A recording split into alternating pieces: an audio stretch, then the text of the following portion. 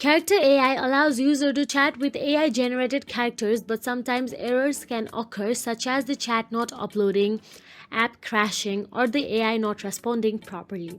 So here is a quick guide to help you fix these common errors. So let's get started. Firstly, open the App Store or Google Play Store according to your Android or iPhone. Then simply search for the character AI, and if there is any update option available, update it to the latest version. Once done so, tap on the settings on your iPhone and Android. Then tap on the General from Settings. Inside General, tap on the iPhone storage. Now from the long list of apps, look for the character AI and simply tap on it. Once you tap on the character AI, you can see Upload App option available there. Simply upload the character AI app.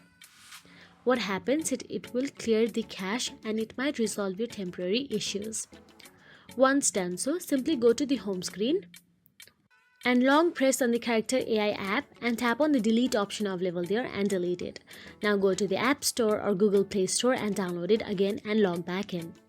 So that is it. If you found this video helpful, please like, share and subscribe, and thank you so much for watching.